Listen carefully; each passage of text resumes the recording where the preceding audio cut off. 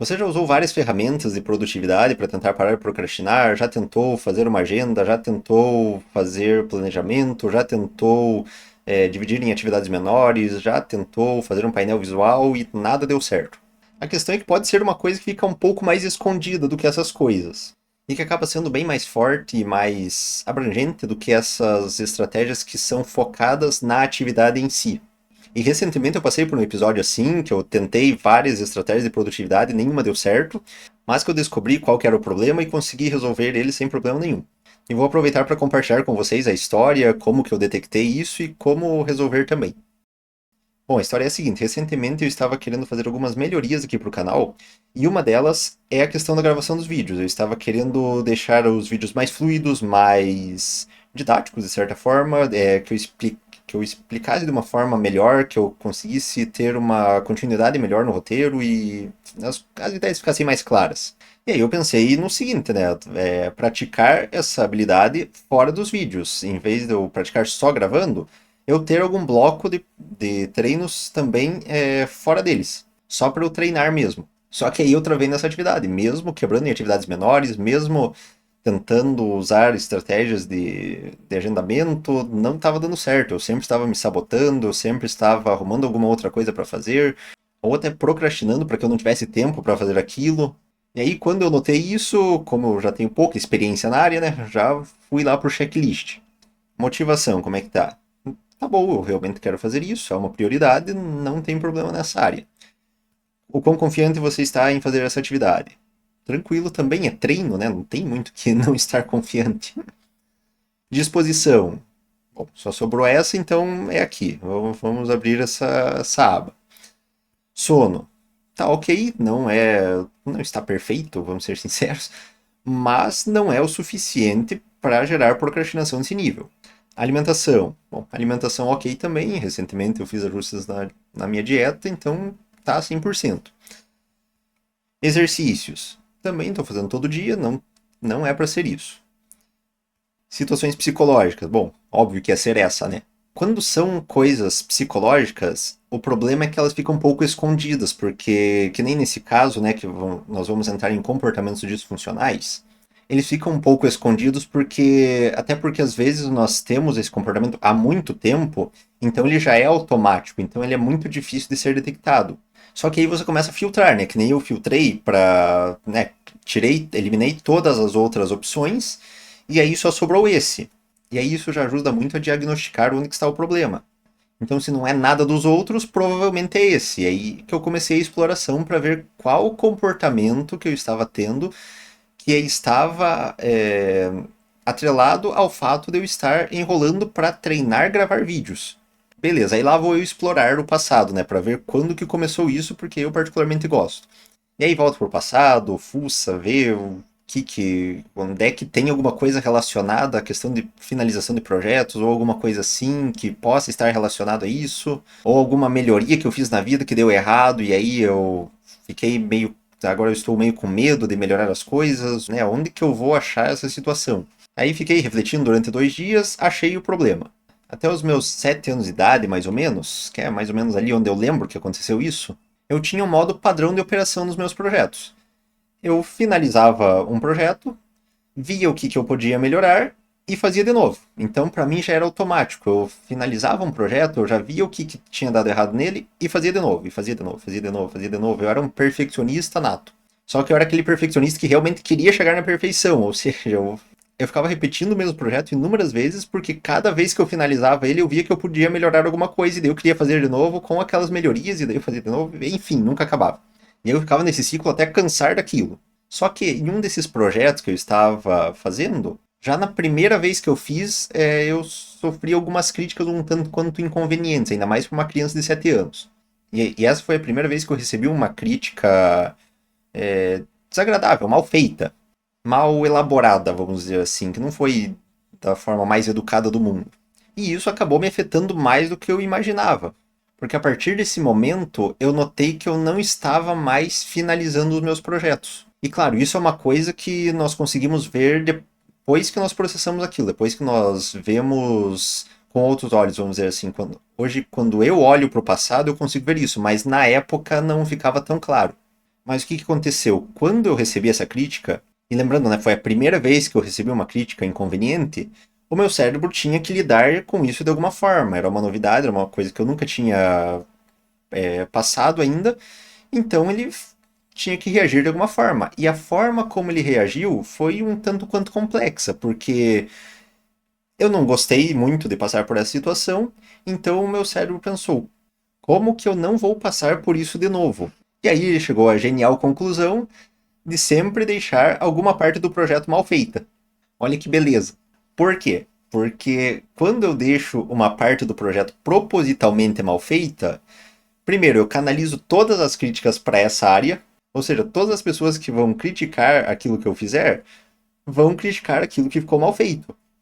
E como eu fiz mal feito de propósito, eu não vou ser atingido por aquilo porque eu fiz mal feito de propósito. E ele deixou só uma parte porque ele tinha que equilibrar com a minha identidade de querer fazer as coisas o melhor possível.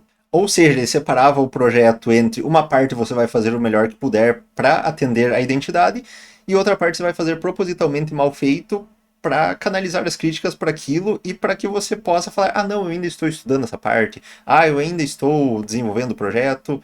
Ou seja, o projeto nunca ficava acabado e sempre tinha alguma coisa para as pessoas criticarem e para canalizar as críticas naquilo. E aí, o que isso tem a ver com eu travar para praticar vídeos hoje? É exatamente esse balanço que foi afetado, porque eu cheguei num ponto de melhoria que o meu cérebro sentiu: ó, daqui para frente você já vai melhorar muito e talvez você fique exposto às críticas. Se você melhorar daqui, de repente os para-críticas que você criou para serem propositalmente criticados já vão parar de funcionar. E você realmente quer isso?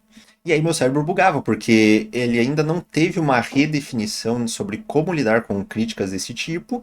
Ele só sabe lidar com críticas evitando as críticas, né, ou canalizando as críticas para um ponto. Então, se eu tirar esse ponto que deveria receber as críticas, eu fico sem nada. E aí o que eu faço? E era exatamente essa definição de como lidar com as críticas que estava me lascando. E aí a situação é a seguinte: é tirar esse comportamento disfuncional e colocar um novo. E eu gosto de voltar para o passado para entender como que começou, justamente para facilitar tirar esse comportamento disfuncional. Porque normalmente comportamentos disfuncionais nascem de situações que você tem que se defender de outra pessoa num momento que você ainda não sabia se defender muito bem de outra pessoa. Que nem eu tinha 7 anos, fui criticado de uma forma inadequada e eu tinha que saber lidar de alguma forma.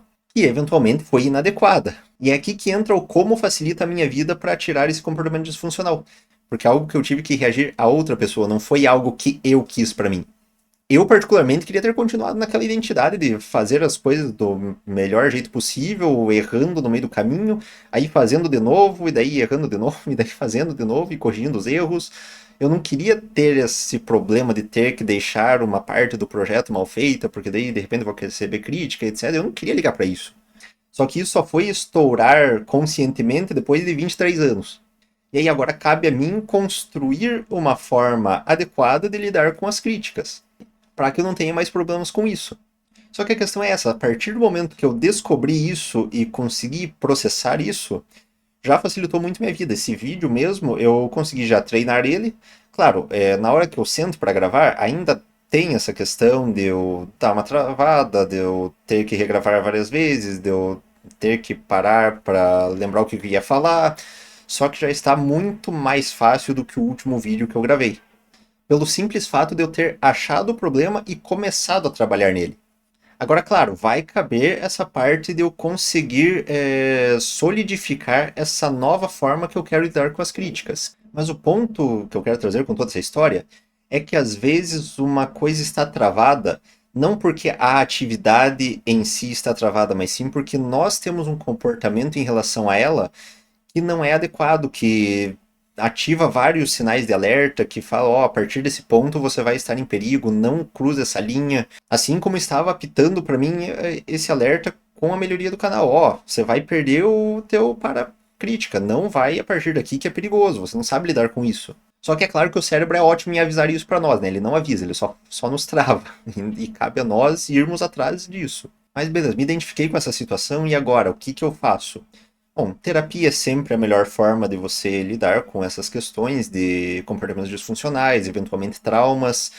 Então, terapia, recomendo a TCC, inclusive, para você começar, caso você não tenha ainda uma abordagem favorita. Até dá para resolver sozinho, mas é um pouquinho mais chato, demanda um pouco mais de experiência, um pouco mais de você saber onde procurar, e também é uma coisa que pode ficar um pouco chata, porque às vezes soltam umas memórias de tudo quanto é lugar. É aquela coisa, todo mundo tá bem até perguntar como é que tá a relação com os pais. Só que aí você vai estar sozinho explorando, então nem sempre é muito adequado fazer isso sozinho. Principalmente se você ainda não tiver experiência com terapia, com essas situações psicológicas. Então, minha recomendação é buscar uma terapia com abordagem TCC para que você consiga processar isso da melhor forma possível e num ambiente seguro. E também é importante não se culpar por essa situação. Nossa, eu fui burro, eu fui ineficiente, eu fui sei lá o quê. Até porque esses comportamentos normalmente são criados muitas na infância ou ali na adolescência, que é quando nós estamos tendo contato com o mundo, que nós estamos tendo contato com novas experiências, com novas coisas e que nós vamos precisando aprender a lidar com essas coisas conforme elas surgem. Só que assim, primeiro que hoje nós temos muito mais informação e recursos do que nós tínhamos na época, e outra que uma criança, um adolescente lidam com as coisas da forma como dá no momento. Eles precisam achar alguma forma de lidar com aquilo, só que eles não têm discernimento para saber se aquilo vai prejudicar mais no futuro ou não, se aquilo é adequado ou não. Cabe a nós, enquanto adultos, lidarmos com as coisas da forma adequada. A nossa versão criança, adolescente, lidou com esses problemas da forma como foi possível. Agora cabe à nossa versão adulta lidar com esses problemas da forma como se deve. Com mais recursos, com mais experiência, com mais conhecimento. Talvez você não soubesse desses problemas até ver esse vídeo, assim como eu não sabia até parar para processar isso 23 anos depois do ocorrido. E olha que já faz mais de 5 anos que eu faço terapia. Então é uma coisa que é muito simples depois que nós achamos, mas até achar é burocrático. Então não se culpe e espero que você encontre o problema o mais rápido possível.